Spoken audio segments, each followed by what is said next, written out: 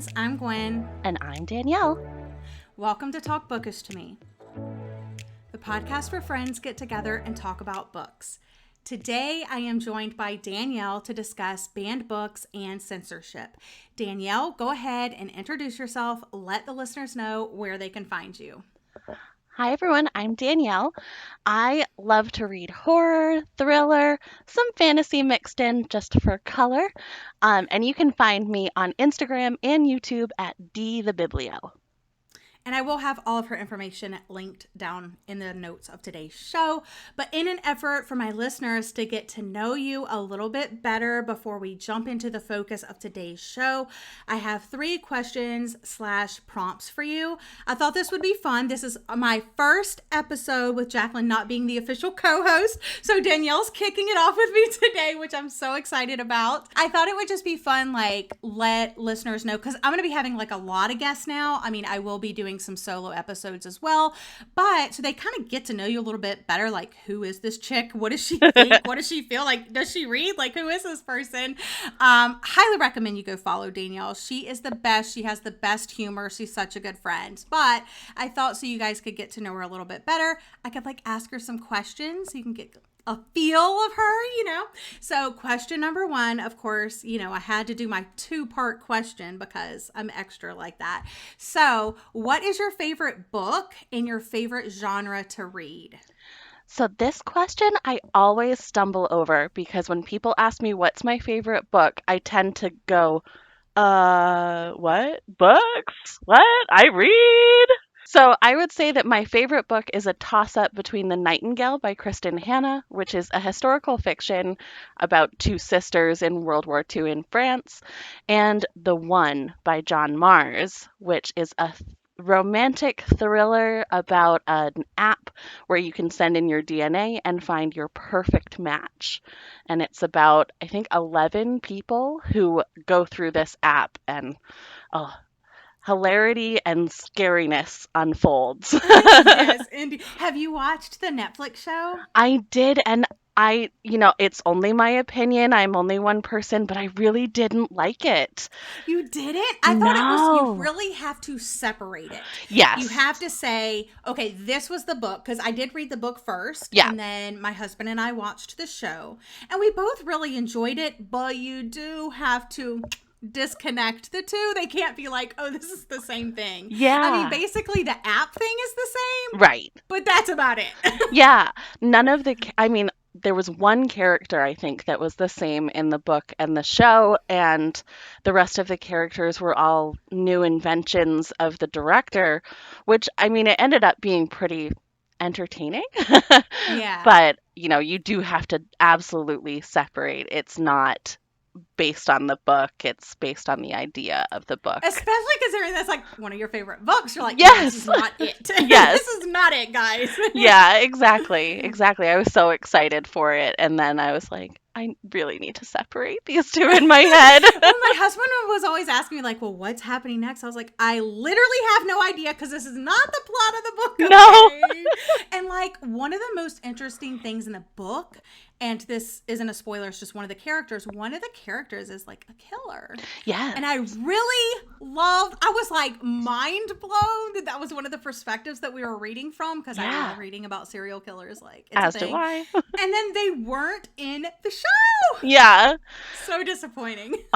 Yeah, I was so looking forward to that, and like you said, it was just disappointing that he wasn't and in just it. how they introduced the characters was really cool in the book. Mm-hmm. Yeah, so that's interesting. What about genre? What do you think is your go-to? If you could pick one, read it for the rest of your life, what would be your favorite genre? I would have to say horror, just because there's so much difference in the horror novels that I've read.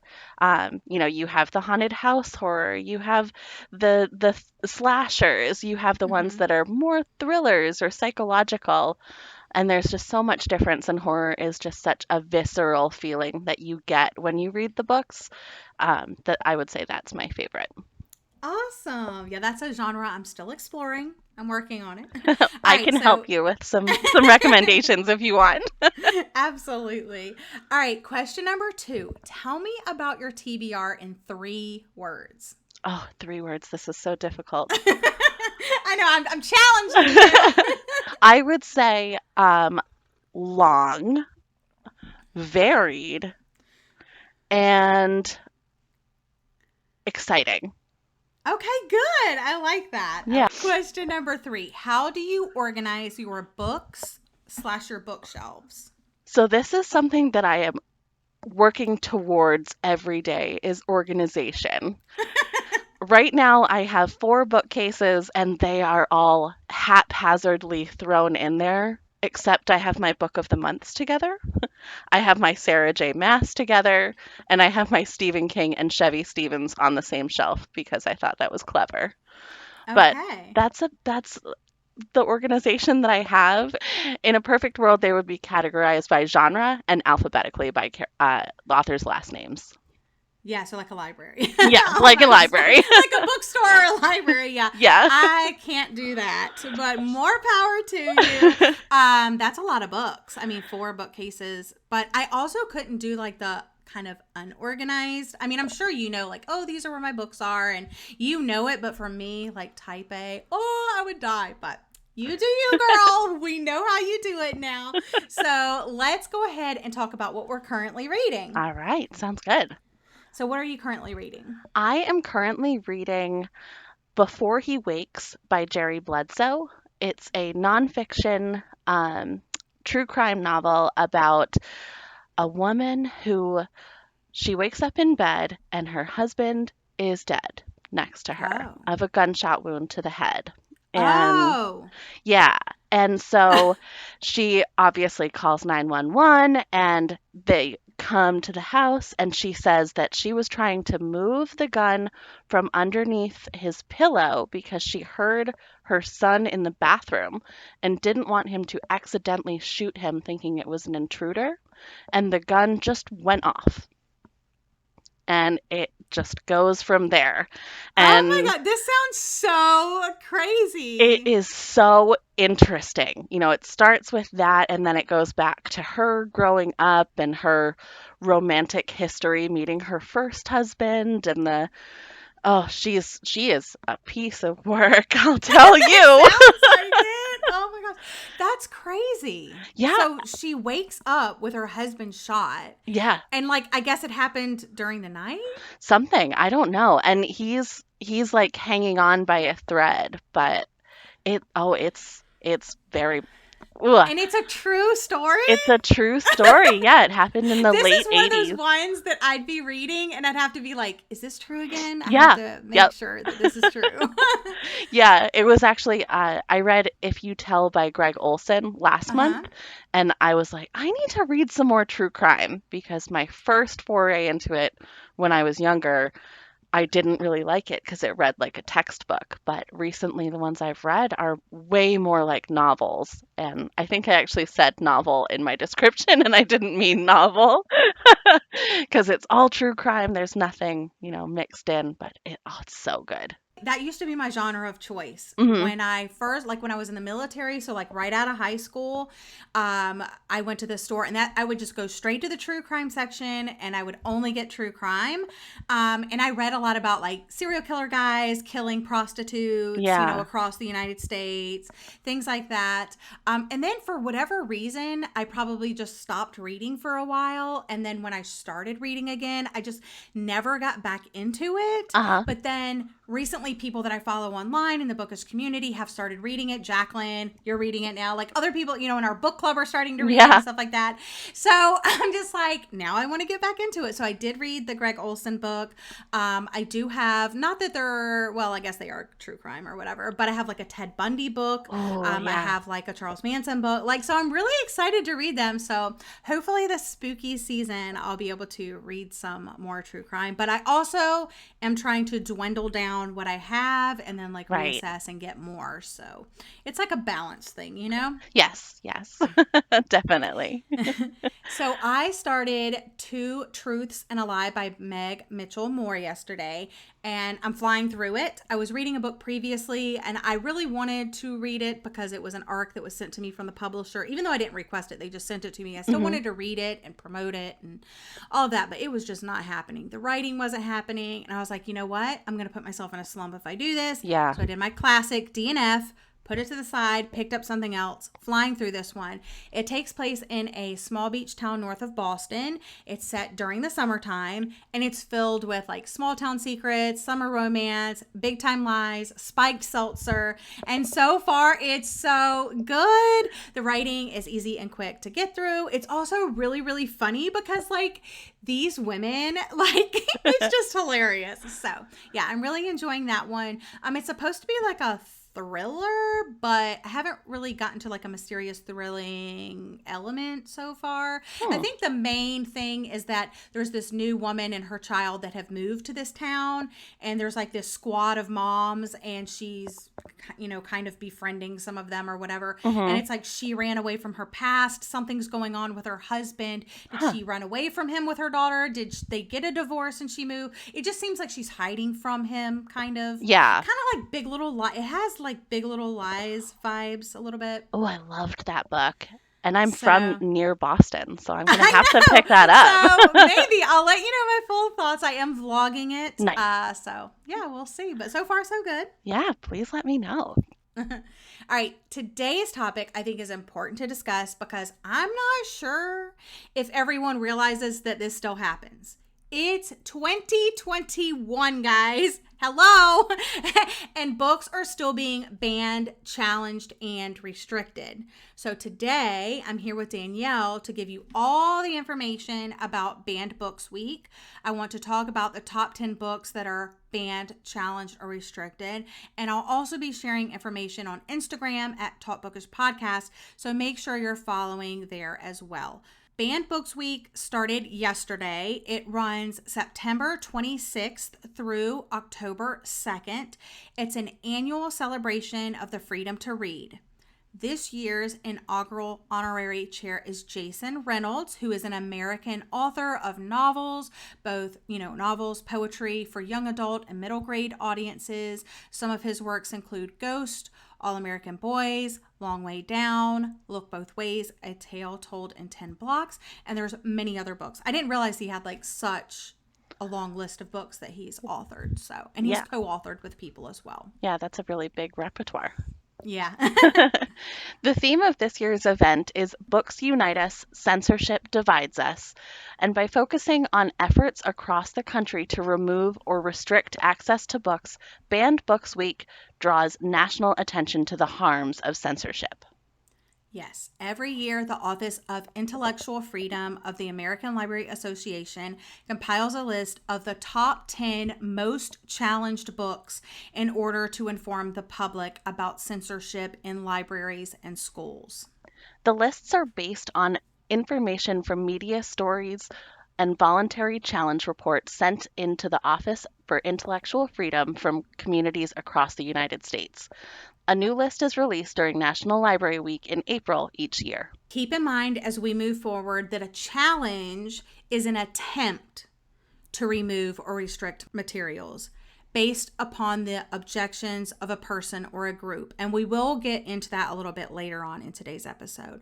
Now, the banning is the actual removal of those materials. So if a book is being banned, it has been removed from a location, a library, a school library, a store, sometimes Amazon, wherever books are sold.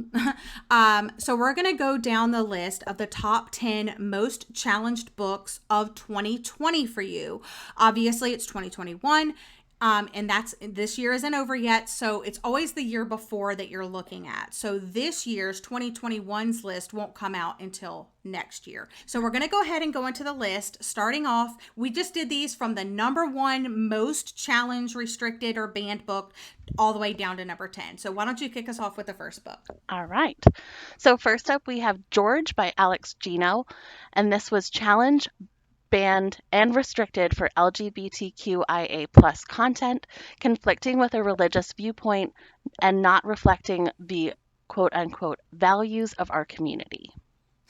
Horrible. Yep. All right. Absolutely. So this has been number 1 on the list in 2019, 2018. It was number 5 in 2017. It was number 3 in 2016.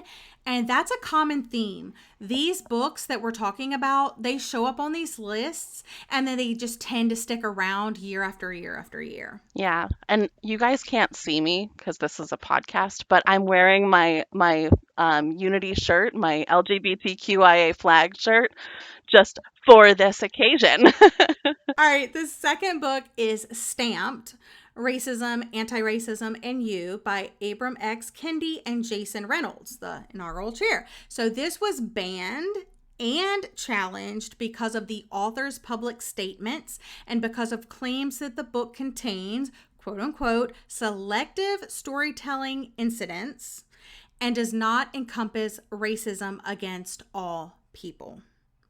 Again, I'm not understanding this. No, me neither. You can never, in any novel, any, nonfiction or fiction book, you can't cover everything. Right. That just doesn't make sense. Exactly. And if you tried to, I think it would come off so preachy that you wouldn't have a big enough audience to make an impact either. And then I think it would also, like you said earlier, it would come off very textbooky. Yeah. And people wouldn't read it. Right. Exactly. So you can't do all things for all people all the time. You just can't. Right. Number 3, we have All American Boys by Jason Reynolds again and Brandon Keeley. Banned and challenged for profanity, drug use, and alcoholism because it was thought to promote anti-police views, contain divisive topics, and be too much of a sensitive matter right now. I'm just shaking my head the entire time. And I'm like, I am laughing about it, but it's not a laughing matter. I'm laughing. That's like my coping mechanism because I get so angry about this. I'm like, these are things we need to be talking about right now. Exactly. And if you don't want to read it, if it's too sensitive for you as a reader, don't read it right now. But for the people that are looking for that information, why can't the information be there for you? Exactly. I feel like we're both laughing because it's so silly. Ridiculous. That it's being removed from us. And we're banning books. Yeah, exactly. It's like, if you don't want to read it, just don't.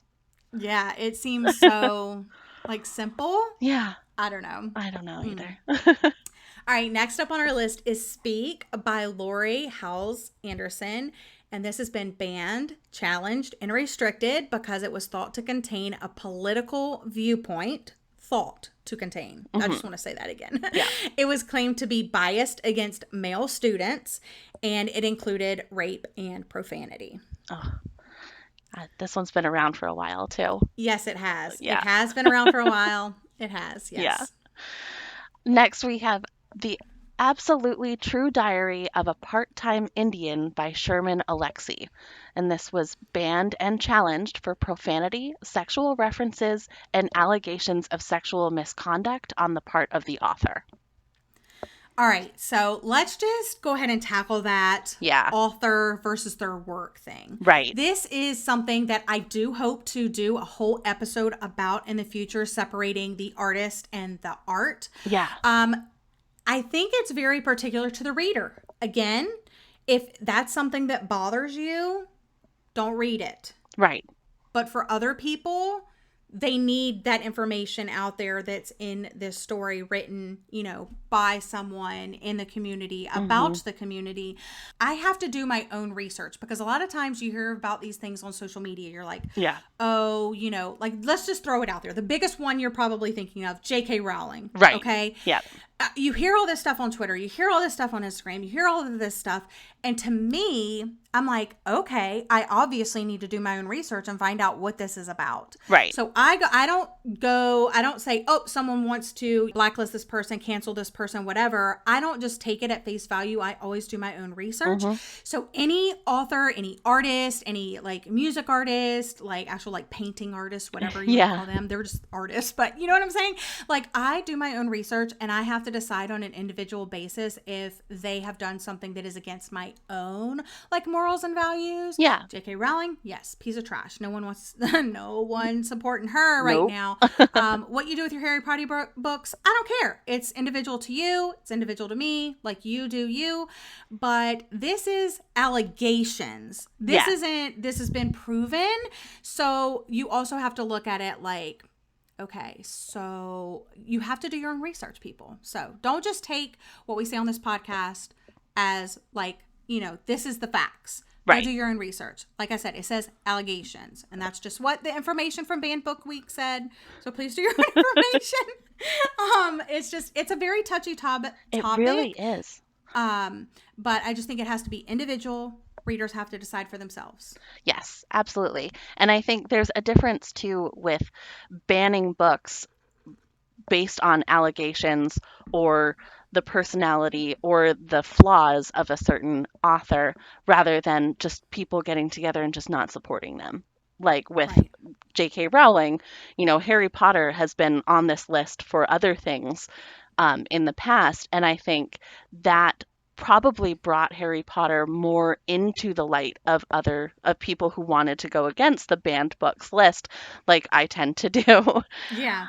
Where once she went onto Twitter in her turf rampage, then I said, you know, I'm not going to be purchasing any more books because I don't want to be supporting her. But at the same time, I think banning books brings it to light. Do you know what I'm saying? Absolutely. Yeah. It like when I hear don't do something, I'm like, ooh, watch me do this. Exactly. It's that little like oppositional defiance disorder that I think a lot, especially a lot of readers have. Yes. Because you're like, you're not going to tell us what to read. Exactly. You know? It's like, did I want to go purchase every book on this list that I didn't already have a copy of? Yes, I did. Yes, I did. Absolutely. Are they in my cart on Amazon right now? Yes. Yes, they are. So, yeah. So take all of this and do what you want with it. We're just here sharing the facts. Yes. The next book on this list, I was super shocked to find because it is a children's picture book. Wow. Okay. It is Something Happened in Our Town, a child's story about racial injustice by Marianne Celino, Marietta Collins, and Anne Hazard, illustrated by Jennifer Zizon. Challenged for divisive language and because it was thought to promote anti-police views. Now, I will say that I did check this book out from the library because I hadn't heard of this one and I wanted to see like what it looked like, all that. So I will be sharing like an insert of like what the art looks like and stuff like that on Instagram. And in the back, now it is hard because this is a picture book. So obviously it is geared towards younger children. And I'm going to talk about my thoughts on that later. But in the back of the book, they had a very in-depth, I didn't get to read all of it, but a very in-depth for like the caregivers or for the parents to like read through and how to talk their child through the things discussed in the book. Yeah. And I was like, that's perfect because in my opinion, if you were going to tackle something like that with your small child, and I'm on the fence, I don't have children, so I don't know what I would do. I would like to say I would do A, but I don't know because I don't have children, you know? So I thought it was great that if I was a parent and I decided to tackle something, this would probably be one of the books that I would pick up because it guides me through how to discuss these things. Yeah, absolutely. So. You know, I mean, my sister has 2 small children, and she's starting to think about how she can go through telling them about racial injustice and about, people trying to overcome other obstacles. I'm trying to think of the words here, but my brain isn't working right now. Yeah, I get what you're saying. It's an important topic, and it is hard to know what to say. Right. I mean, Daniel and I are both white. To me, not knowing some of the things or how to explain things coming from other than a white lens, Right. I think it would be really nice to have like a guide to have other input from Absolutely. professionals and stuff like that that could help me explain those things. Yeah, So, definitely. Definitely. It's just crazy to me that people yeah, want to it really, remove really that. is. Yeah. Next on the list is To Kill a Mockingbird by Harper Lee. This has also been around for a Yes, this long is a time. this is here to stay. Yeah. And this has been banned and challenged for racial slurs and their negative effect on students, featuring a white savior character and its perception of the Black experience. This is a book I have not read as an adult. I only read it in high school or middle school or whenever Yeah. they made me read it. Yeah. But it obviously didn't have an effect on me, but I am white. So Yeah. I can't speak to that.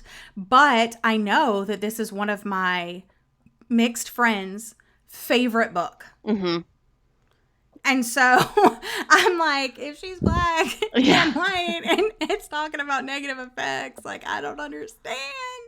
So Yeah. it's another one that I just have to, obviously I don't want anybody to be hurt, or I don't want these books to have a negative effect on people. Absolutely. And I think the conversation that we need to have is what books are required reading in school, rather than this whole let's ban the books. I 100% agree with you there. All right, we're coming back to this next year, Danielle, Yes. because that's what we're going to be talking about. Yes. Because to me, that's what this really needs to be. Right. It needs to be should we be this be required reading? Absolutely. Rather than, do we need to take this book out of all the school libraries? Yeah. I digress. Next on the list is Of Mice and Men by John Steinbeck. This has been banned and challenged for, again, racial slurs and racist stereotypes and their negative effect on students. I haven't read this one, but it's been around for so long. I feel like I should have. I've read it. You have. I've read it. Okay. Yeah, I got like one of the cute little, like, almost hand. I mean, it's very short. It's very short. And the characters in there are so, like, there's this one character. I love him so much. But yes, there's racial slurs in there. And yes, there's racist stereotypes in there. And that's another topic that we could talk about in a future thing, is how, like, do you deal with those things when you're reading? Right. And, all the there's that big discussion around classics and how so many of them have that type of thing, and how you're like, is it a time period thing, or like, there's a whole discussion. Yeah. But at the end of the day, like, I did enjoy the story as a whole. So Next on the list, we have The Bluest Eye by Toni Morrison. And this was banned and challenged because it was considered sexually explicit and depicts child sex abuse. So I haven't read this one either, but I've read a few of her other ones. I've read Beloved and I've read Song of Solomon. And those were both featured on this list at one point or another, I believe. Yeah, I have not read this one, so I can't speak to if it does or not. Yeah. Or how big that is in the grand scheme of the book. But I've heard a lot of people really like this book, so I don't know. Yeah. So. Last up, we have number 10, The Hate You Give by Angie Thomas. This is challenged for profanity and because it was thought to promote an anti-police message. Okay, let's just let that sink in for a second. So, what did you think about that list and the reasons why they were challenged? Just like in general, like, what do you think? So in general, I saw a lot of think in here, or thought to have, which allegedly, exactly. And I feel like if we're bringing think, thought, feelings allegedly into this, I don't even know how they got these, to be honest with you, because it's one person's or a collective person's viewpoint on what constitutes racism and what constitutes anti-police thoughts and what, I don't know. And I feel like I'd said it earlier that when you put something on a banned books list, it makes me want to read it. Like, I remember being in school and seeing oh, She's Come Undone by Wally Lamb has been banned. I'm gonna read it. And Yeah, let me see why. exactly, exactly. Flowers in the Attic by Mm-hmm. V.C. Andrews. That's one of my Mm-hmm. favorite books. That was on this I've here. never read it, but I really want to. Oh, My mom read it, and like I've seen like the one of the movie adaptions or whatever, yeah. but I really want to read it. So the only movie adaptation that you should watch is the one that was on Lifetime with Heather Graham, because that was Maybe that's the one I watched. Who okay, knows? because that was close to the book. The other one from the 80s, oh, oh, it was a I think I travesty. was probably a little too young in the 80s to watch it. Yeah, I But mean, I yeah, I watched it probably in did. the I wonder which one I watched now, but yeah, it's yeah, been a while. yeah. Oh, it's so good. But it was on this list, and that's why I read it, because it features incest. And, I feel like books get banned for such different opinions, and I don't even know, like, what makes my opinion better than somebody else's. And, because I think that something may be hateful, I can put it on this list doesn't really make sense. Yeah, because anybody can submit, Right. this stuff to the powers that be, and they collect all of this stuff, and then based on like how many people, if like enough parents sign a petition Yeah, to get this book out of a school, like they make it happen. And it's like, but what if a child really needed that particular book? absolutely. And it just, I don't know, it's frustrating to me. Hmm. And it's just, I'm still mind blown that here we are, you know, years later, decades later, and we're still doing this. This is Yeah. still a thing. Next year, next April, in 2022, we're going Hmm. to get another list.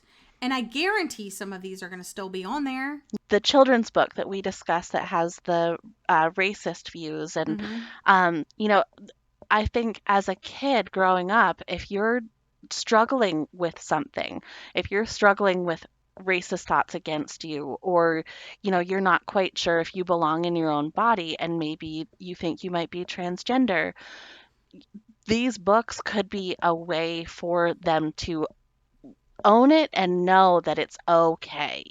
And Exactly. by policing that and removing it from them, it's really just othering them and It giving is. them, taking away that out for them to understand that they're not alone, and there are ways to overcome, and there are people who do love them for whatever it is.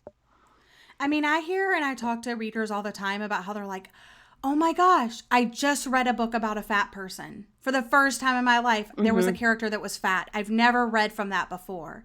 So that crosses over into everything. Oh my Yeah. gosh, this is the first time I've ever read about someone that's bisexual. This is the first time I've ever read about someone trans. This is the first time I've ever read about a mixed person. This is the Right. first time I've, like mixed race. This is like all of these, as an adult, I'm talking to these people. How sad is that? How sad that they've had to wait 20, 30, 40, 50 years to read a book that they can relate to on such like a personal level. Absolutely. I mean, that to me, that's tragic. Yeah. So for some of these books to be on this list, preventing kids from having access to them when it's something that they might need. Now, who knows? They may not even discover these books. Even if they were all unbanned, unchallenged, they may not even Right. discover these. But there's a chance that they could. And by banning them and challenging them, we're taking away that chance. Absolutely. So it's just sad. It really is. It really, really is. So have you read any of the books off of this list or seen any of the movies or I have. So I own The Hate You Give, but I haven't read it yet. I'm looking forward to reading it. I just haven't gotten around to it. Banned Books Week? There it is. Yes, absolutely. I should do that this week. But I have read Speak, and I've read To Kill a Mockingbird. And they were both years ago when I was younger. Hmm. I read Speak when I was in high school, and I think the last time I read To Kill a Mockingbird was when I was in college. Um, but I mean, I don't understand why they've been banned. There are other books that I would ban. Like, you know. You're like, can we ban this one Exactly. instead? I just think the reasons to me, like, give me a good reason why no one should be reading this book. Yeah. And then we'll talk about it. But Right. of this list, I've read 2 off this list. I have also read Speak by Laurie Halse Anderson. And like I said, I've read Of Mice and Men by John Steinbeck. I haven't read the book, but I did watch the movie for The Hate U Give by Angie Thomas. And I'll start, this is what I was talking about earlier.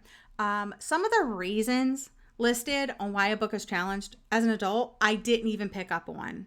I didn't read Speak until I was an adult, and I didn't read Of Mice and Men until I was an adult. So for the reasons, one of the reasons why Speak was challenged was it was thought to contain a political viewpoint. And I will tell you right now, whether it's a similar viewpoint as mine politically or the total opposite political viewpoint as me, I hate reading politics in my books. Yeah, same. Like in a romance or like a thriller, I don't want to read it. I just don't care. Just take it out. I don't remember politics being in this book at all. So I'm like, how is that a reason? I don't even remember it. It's not like it was so long ago. I didn't read this when I was a kid. I read this as an adult, like within the last 5 years, and I don't remember that at all. Secondly, even if it did have politics, would it be so bad? Because I have read other books that are not on this list that have politics in them. Are we banning all books that have politics in them? Obviously we're not. No. So why this one? You know Right. what I'm saying? Don't put that in a reason. They're just trying to like couch it in there with other stuff. Yeah. Like it just seems so fishy to me. And like I was saying earlier, like when you were talking about like your sister and her children and stuff, in my opinion, we can only shelter and protect children and teens for so long. Eventually they're going to be adults and they're going to have to do their own thing. Wouldn't it be better to read these things now when they have the opportunity to ask questions in class or at home, like with their teachers, their parents, their peers, like be able to have a discussion about it instead of just, they read it as an adult and then they just take it for face value and stuff. I think it's always better to have a discussion about a book and get multiple viewpoints on it than just like your own thought, because you're only coming from one experience. You know Agreed. what I'm saying? So if you tackle these things in school and you're reading it as a class, you're going to have, let's say, 20 other people to talk to this book about. Not saying that those 20 people are going to have the best opinions or the right advice, but Right. at least you're getting a different viewpoint. And then you can take it home and then you can say, hey, Mom, we're reading Of Mice and Men in class. Let me hear your thoughts on it. And then you can like Google it and then you can ask other readers and stuff like that. But I feel like the more people that you have around you, helping you out, like I think that would be better. And I feel like I so often say when I read books, man, I didn't really like this book that much because like I needed to talk to people about it. I needed to have that discussion because like maybe I just didn't get everything, or like there was something in there that I was kind of like, I don't know what to feel about that. So I feel like some of these are all ones that, seem to be like required reading, or some of them are. And that's the perfect ideal thing in my eyes. Like my opinion, I think that's the perfect time to read them. And I mean, maybe the answer is maybe we shouldn't be banning the books. Maybe we should just be championing doing your research a little bit more, and Exactly. asking those questions and having those conversations. If you're going to Agreed. tackle like hard topics, Yeah. it's better to have that support system and be like, this was really hard. Absolutely. Absolutely. When you read something that really gets to you, talking about it is the best way to cope with it, even as an adult. Absolutely. I mean, I read some of these horror books and I'm like, oh my gosh, hold my hand. Yeah, exactly. Yeah. So I thought it would also be interesting to share some of these like censorship by the numbers that the American Library Association, they did like some polls and stuff like that. So these aren't like totally widespread numbers and stuff like that. This is just based on the responses that they got to these polls. But so who initiates these challenges? I thought it was very interesting because this is what we were talking about. Like, is it the students not liking this? Like who's saying we don't want this book? And so 50% of the people that submitted a response was parents. They That's said, 5-0. nope. 5-0. 50% Jeez. was the parent. So I'm thinking you're not even the person reading the book. Right. So some of these things that it says, like, it hurts the children's, it's negatively affects the children. How do you know you're the parent? Why don't you ask the children? Okay, 20% are patrons. So like patrons of the library, patrons of the bookstore, things like that. So that's 70% of the challenges. Parents and patrons. Wow. Because I was thinking, when I initially thought it, I was like, oh, this has got to be political. Yeah. This has got to be. That's what I was thinking. I was like, it's our politics. They're banning our books. Oh my God. That's why Speak is on the list. Right. I was like, oh my gosh. But no. So then we have 11% is like the school board and administration. 9% political and religious groups. Wow. So the people in the groups. 5%, now this shocked me, 5% librarians and teachers. But that's also good because I feel like they do read the source material before they put it out there. Yeah. So they're thinking like, maybe like, if I ban it, if it gets banned or challenged, I don't have to read it for required reading. So who knows? Right. Only 4% elected officials. That shocked me because I thought that number would have been much higher. Me too. 1% students. 1%. Out of 100%, 99% is other people. Right. And 1% is the student that is not getting the book. Wow. 1%. I mean, that to me, that's mind-blowing. Yeah. So you really have to, like I said, I'm going to share these on our Instagram, like stories and stuff like that. But just look at those numbers. Yeah. That is wild to me. So now I thought it'd be cool to go like, where do these challenges take place? 43% public libraries, 38% schools, 15% school libraries, 2% academia, like college, things like that, like upper education, and 2% other. I'm assuming like bookstores, Amazon, online sellers, things like that. But that's just crazy. Public libraries, almost 50%, again, getting the biggest hit, which is where you can get free books, where there is the most access for people to go get a book. Yep. And it's challenged and banned there. Yeah. Can't get it. The 2% makes sense to me. Yes. Because they're making the money. So they're not going to challenge that much. Exactly. That's a very good point. Yes, absolutely. So there's a whole bunch of reasons why, they did this little, I don't even know what this is called. What's this called? There's a word for it. It's like where there's a whole bunch of words. It's like a word. It's like a word collage almost. Yeah.